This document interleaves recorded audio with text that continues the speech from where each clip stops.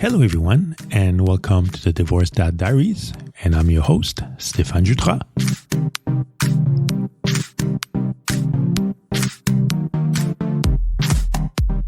I hope everybody's doing well and their side of the world. It's been a little while since we last talked, and I'm really happy to be here once again behind the microphone, chatting about divorce and all the stories around the topic.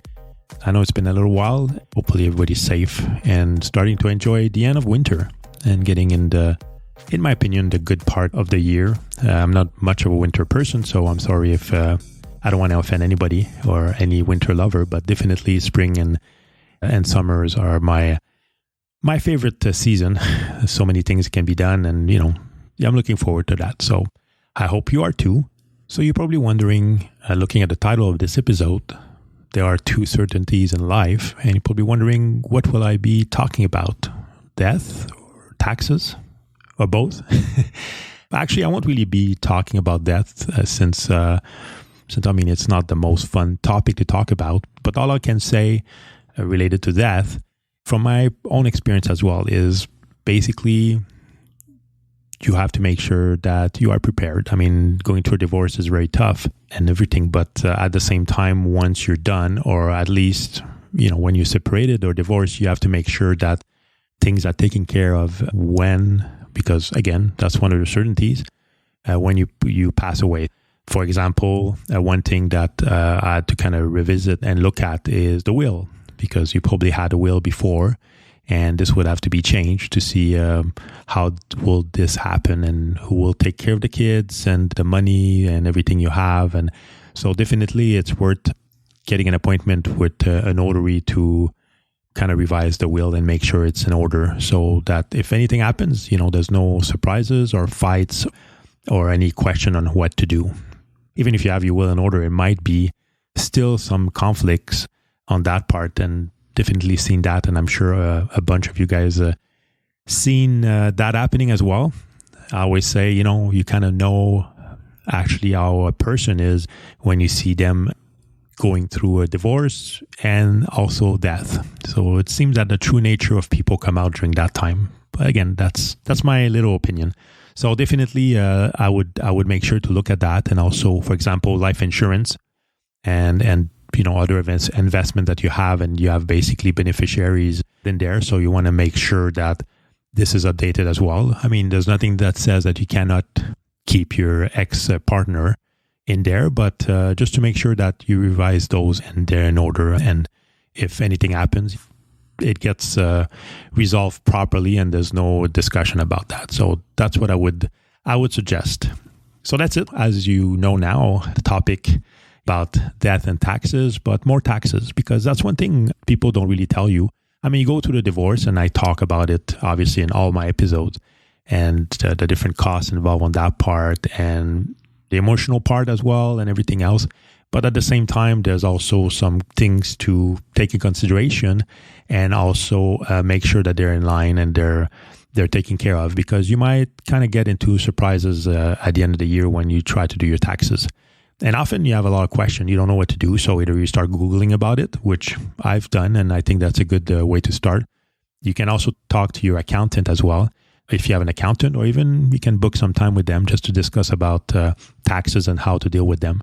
It's not, I would say, extremely complicated, but there's things that you have to take in consideration, and things maybe you don't know that are definitely good to know. So what I'll be talking about, obviously I live in Canada, so taxes might be a bit different than in the US or the rest of the world, but I think it will be still interesting to inquire and just make sure about the laws and how it works in your country. So for example, here we have the retirement plans that people might have either through work. There's different ones. In Canada, actually, we have one that you can get through work. That one depends what the agreement is. Was it in the divorce agreement? If that retirement plan that you have, if it's split between the two partners, usually if you're married, this usually what happens. But this usually is dictated in the divorce agreement, and you can agree with your partner how this will be managed. Sometimes, there's people that decide to say, like, you know what, I want to keep my retirement plan, but you can take the house instead.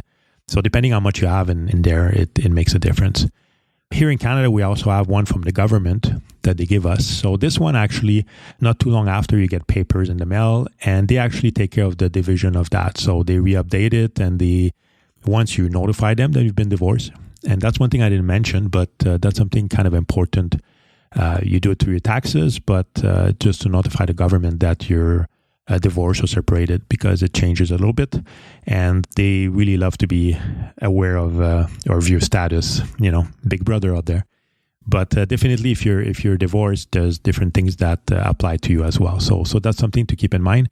And what they do, they usually will recalculate the old retirement plan. So here, when you're 65, the government sends you, you put a bit of money every paycheck that goes to government, and when you're 65, you get that money back if you want a monthly payment. So usually after divorce, this gets recalculated depending how long you were married and the years and everything else. So the government takes care of that and sends you a paper. And on that paper, you can see that, all the division happened and how much you'll get now and how much your spouse will get.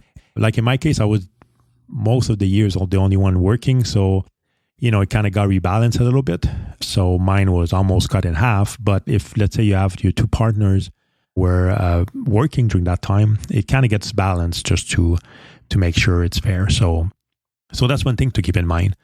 So, I talk about retirement plans, but any investment you have here in Canada, the registered RSPs as well that you might have, the tax safe account as well. So the TFSA, those as well would have to be kind of taken consideration, again, depending on the agreement, but this might be divided as well. So, for example, the RSP, or in the US, the 401k, this also depends of the agreement. And also, you don't get penalized because usually, like in our case, it's locked until 65. You can't take it out. And if you do, you have penalties. But in a case of divorce, you can kind of transfer it to another RSP without having any penalties or fees. So this is possible to do. So those are kind of little example of things to look at when you look at taxes. And before I should have started, when you file your taxes, one thing to keep in mind is you never know, what do I put in there? Married, separated, divorce. First off, the difference between separated and divorce, I think in tax purposes, there's not much difference. It's just, I guess, again, for the government to know a bit more your status. But definitely there's a difference between being married and separated, divorced. So often when you're married, if you want to save a bit on taxes, often you can do them together. When you get separated or divorced, this is not the case anymore. So you have to do your own taxes. And the question that might come up is here, again, in Quebec and Canada, what is considered separated? So separated here in Canada is if you live like 90 consecutive dates apart. This is considered separated. It depends of also provinces and also countries and everything else. So that makes a difference there. Here as well, we kind of considered, like in Quebec, for example, you have married, but you also have something called common law. And common law is pretty much in Quebec the same as being married. So if you're living together for 12 months, it's pretty much, I would say 100%. It's not 100%, but it's almost considered as you're married. So those are the definition. Now we talk about all the investment. Again, I really don't want to go in detail. I'm not an expert in there. All I'm sharing is my experience and what I had to look at. What I would suggest is if you need more information to kind of Google it a little bit, or ideally you can call the government as well. They have some numbers you can reach out to get more information, or you can also talk to an accountant and they will give you a bunch of good advice and hints on how to file your taxes properly. So definitely that's one thing to do. So one thing I wanted to talk about, and which has usually a big impact on taxes, are kids. So how do you do it? Before it was kind of easy. You're married, you have put your kids in there if you have dependents, especially if you have young kids, which are considered, you take care of them. So when you file your taxes, now that you're separated, you have basically to kind of separate that in half. So in our case, I took one kid, if you want, in my tax return, and my ex-partner took another kid. And that's how we file our taxes. And that's kind of accepted by the government and the way to go. So that's how we do it. Things to keep in consideration as well for people that have kids. I have often talked about child support and also spousal support, which are very important, especially when you file your taxes. First off, the child support here, the amount you pay for your kids is not tax deductible. So basically, doesn't do anything. It's money you pay, and it doesn't have any impact on your taxes. The spousal support, though, has a huge impact. So if you're paying a spousal support like I am, that amount basically is tax deductible on my side. So if I pay, for example, $40,000, well, the $40,000 is basically tax deductible. So I can deduct that from when I file my taxes. And for the partner, it's considered as an income. So also, the partner has to take in consideration that they'll get an extra $40,000. And that's like an income. So that's one thing to be really careful, especially the first year when you don't know. So if you get any spousal support or money from your ex-partner, again, not the child support, the spousal support, be really careful that you take that in consideration, because at the end of the year, you might basically have to pay taxes on that. And the taxes will be based on your overall bracket or salary that you have. So if you make $60,000 a year and basically you get a $40,000 spousal support, well, all of a sudden you're making $100,000 and you have to pay taxes on that money. So something to keep in mind and really be careful about that. It's not something people tell you, but when you dig up a little bit, and you realize it fast enough when you start getting, when you do your taxes, or you get some letters from the government about that. So that's what I would make sure to take in consideration. In my case, or anybody's case who's paying spousal support, it's good because in a way you pay a certain amount, but at the end of the day, if it's tax deductible based on your bracket, you'll get a bunch back. So for me, even though it's a lot of money paid to my ex-wife, at the same time, I get a tax break because of that. And at least, you kind of have to look at the positive in all this. So definitely this is one positive thing. Doesn't beat not having to pay anything, but at least it goes on your taxes. So that's definitely a good thing. So maybe another thing, like we talked about the spousal support, that's usually the money exchange between the two people, and child support. Also, one thing to keep in mind, all the divorce legal fees and everything considered basically you spend on the divorce, it's not deductible. So you can't really put that on your taxes, sadly. It would be nice if, lawyer fees and all the fees that you pay for that could be put on. That would be great, but it's not the case. So that's one thing to keep in mind. And also, we talk about child support and spousal support, but one thing that you can put on your taxes as well is basically expenses for your kids. So again, like I said before, the way it works, usually if you have 2 kids, you split, 1-1. If you have more than 2 kids, if you have 3 kids, or if you have 1 kid, well, there's again other calculation how you can kind of split it up based on how much time they spend with the parents. When you have 2 kids, it's easy and if they live 50% with you, it's kind of easy. Just say, you know what, I'll just take 1 kid, you take 1 kid. So it's 50%. But if you only have 1, or if you have like 3 kids or more, yeah, it can be also divided in a fair way. But one thing to keep in mind is, yes, the expenses as well. You can deduct that from your taxes. Not all of them, but certain expenses you can do. For example, school. So if you have, the school expense that usually you would put on your taxes, well, you can put the 1 kid that is under you if you want. You can put those expenses on your tax return as well. So again, like I said, just to give an idea, I thought it was maybe a good idea these days because it's the season for taxes and filling up your taxes as well. So I thought maybe it would be a good idea to kind of discuss about that. It's a bit of a different topic that I usually do, but I thought it was important. And then, again, it's something that people don't tell you. You kind of learn by yourself. And especially if you do your own taxes, or if you have like your brother or your son doing your taxes and things like that, it's something that they might not be aware and that you might not be aware. So, and it's something that you can get actually good money back, and also just be careful and plan and be aware that you might pay as well some money on your side. So one thing that I just wanted to point out that I just mentioned about the spousal support and I guess the taxable benefits, if you want.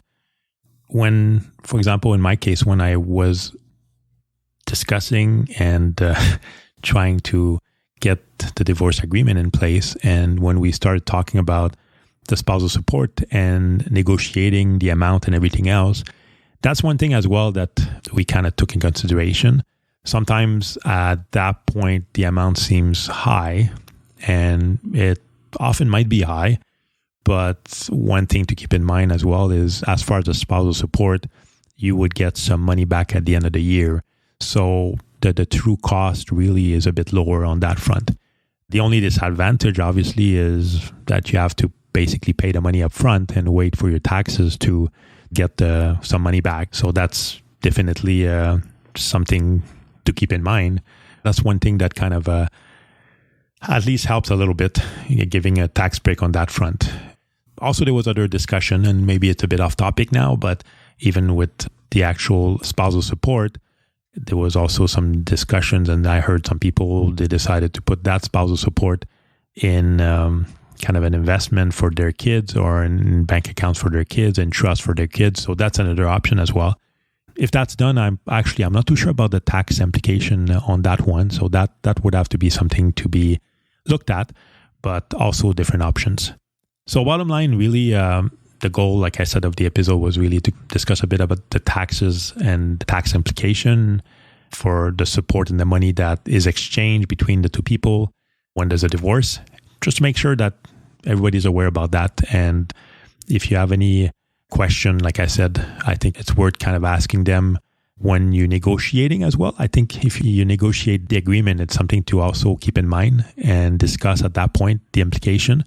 Because like I said, it might be just more than what you're paying, right? So just to discuss the implication, and like I mentioned before as well, for the other party, receiving all that money might look kind of a fun thing to have, but at the same time, you have to be careful that it's considered as an income, and you'll have to pay taxes on it.